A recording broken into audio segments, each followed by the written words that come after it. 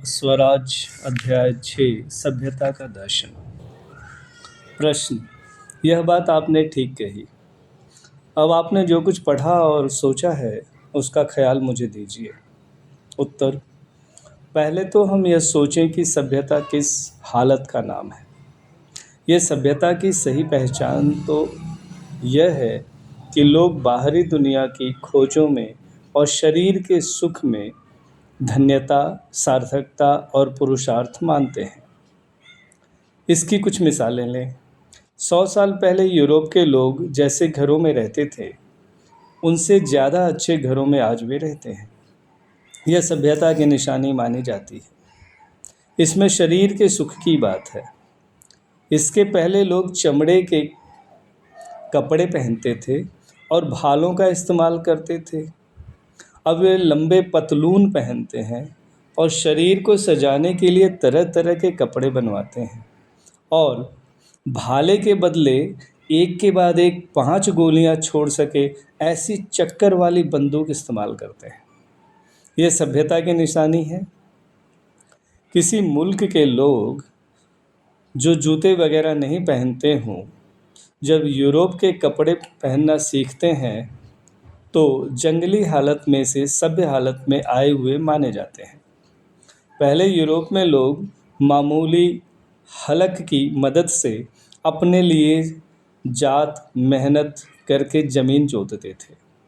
उसकी जगह आज भाप के यंत्रों से हल चलाकर एक आदमी बहुत सारी ज़मीन जोत सकता है और बहुत सा पैसा जमा कर सकता है। यह सभ्यता की निशानी मानी जाती है। पहले लोग कुछ ही किताबें लिखते थे और वे अनमोल मानी जाती थी। आज हर कोई चाहे जो लिखता है और छपवाता है और लोगों के मन को भरमाता है। यह सभ्यता की निशानी है। पहले लोग बैलगाड़ी से रोज 12 कोस की मंजिल तय करते थे। आज रेलगाड़ी से 400 कोस की मंजिल मारते हैं। यह तो सभ्यता की चोटी मानी गई है। यह सभ्यता जैसे जैसे आगे बढ़ती जाती है वैसे वैसे यह सोचा जाता है कि लोग हवाई जहाज़ से सफ़र करेंगे और थोड़े ही घंटों में दुनिया के किसी भी भाग में जा पहुंचेंगे और लोगों को हाथ पैर हिलाने की ज़रूरत नहीं पड़ेगी। एक बटन दबाया कि आदमी के सामने पहनने की पोशाक हाजिर हो जाएगी। दूसरा बटन दबाया कि उसे अखबार मिल जाएगा। तीसरा दबाया कि उसके लिए गाड़ी तैयार हो जाएगी। हर हमेशा नए भोजन मिलेंगे। हाथ पैर का काम ही नहीं पड़ेगा। सारा काम कल से ही किया जाएगा। पहले जब लोग लड़ना चाहते थे तो एक दूसरे का शरीर बल आजमाते थे। आज तो तोप के एक गोले से हजारों जानें ली जा सकती हैं। यह सभ्यता की निशानी है। पहले लोग खुली हवा में अपने को ठीक लगे उतना काम स्वतंत्रता से करते थे। अब हजारों आदमी अपने गुजारे के लिए इकट्ठा होकर बड़े कारखानों में या खानों में काम करते हैं। उनकी हालत जानवर से भी बदतर हो गई है। उन्हें शीशे वगैरह के कारखानों में जान को जोखिम में डालकर काम करना पड़ता है। इसका लाभ पैसेदार लोगों को मिलता है। पहले लोगों को मार पीट कर गुलाम बनाया जाता था। आज लोगों को पैसे का और भोग का लालच देकर गुलाम बनाया जाता है। पहले जैसे रोग नहीं थे वैसे रोग आज लोगों में पैदा हो गए हैं और उसके साथ डॉक्टर खोज करने लगे हैं कि ये रोग कैसे मिटाए जाएं। ऐसा करने से अस्पताल बढ़े हैं। यह सभ्यता की निशानी मानी जाती है। पहले लोग पत्र लिखते थे, तब खास कासिद उसे ले जाता था और उसके लिए काफ़ी खर्च लगता था। आज मुझे किसी को गालियाँ देने के लिए पत्र लिखना हो तो 1 पैसे में मैं गालियाँ दे सकता हूँ। किसी को मुझे मुबारकबाद देना हो तो भी मैं उसी दाम में पत्र भेज सकता हूँ। यह सभ्यता की निशानी है। पहले लोग 2 या 3 बार खाते थे और वह भी खुद हाथ से पकाई हुई रोटी और थोड़ी तरकारी।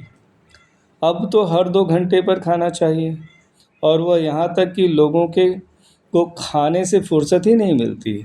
और कितना कहूँ। यह सब आप किसी भी पुस्तक में पढ़ सकते हैं। ये सब सभ्यता की सच्ची निशानियाँ मानी जाती हैं। और अगर कोई भी इससे भिन्न बात समझाए तो वह भोला है, ऐसा निश्चय ही मानिए। सभ्यता तो मैंने जो बताई वही मानी जाती है, उसमें नीति या धर्म की बात ही नहीं है। सभ्यता के लिए हिमायती साफ कहते हैं कि उनका काम लोगों को धर्म सिखाने का नहीं है, धर्म तो ढोंग है, ऐसा लोग मानते हैं। और कुछ लोग धर्म का दंभ करते हैं, नीति की बातें भी करते हैं। फिर भी मैं आपसे 20 बरस के अनुभव के बाद कहता हूँ कि नीति के नाम से अनीति सिखलाई जाती है। ऊपर की बातों में नीति तो ही हो ही नहीं सकती, यह कोई बच्चा भी समझ सकता है। शरीर का सुख कैसे मिले, यही आज की सभ्यता ढूंढती है और यही देने की वह कोशिश करती है, परंतु वह सुख भी नहीं मिल पाता। यह सभ्यता तो अधर्म है और यह यूरोप में इतने दर्जे तक फैल गई है कि वहाँ के लोग आधे पागल जैसे देखने में आते हैं। उनमें सच्ची कुव्वत नहीं है, वे नशा करके अपनी ताकत कायम रखते हैं। एकांत में वे बैठ ही नहीं सकते। जो स्त्रियां घर की नारियां होनी चाहिए, उन्हें गलियों में भटकना पड़ता है या कोई मजदूरी करनी पड़ती है। इंग्लैंड में 40 लाख गरीब औरतों को पेट के लिए सख्त मजदूरी करनी पड़ती है और आजकल इसके कारण सफ्रेजेट का आंदोलन चल रहा है। यह सभ्यता ऐसी है कि अगर हम धीरज धरकर बैठे रहेंगे तो सभ्यता की चपेट में आए हुए लोग खुद की जलाई हुई आग में जल मरेंगे। पैगंबर मोहम्मद साहब की सीख के मुताबिक यह शैतानी सभ्यता है।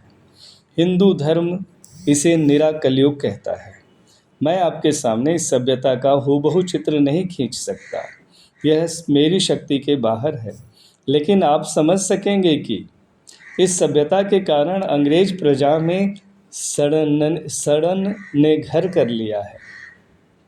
यह सभ्यता दूसरों का नाश करने वाली और खुद नाशवान है, इससे दूर रहना चाहिए।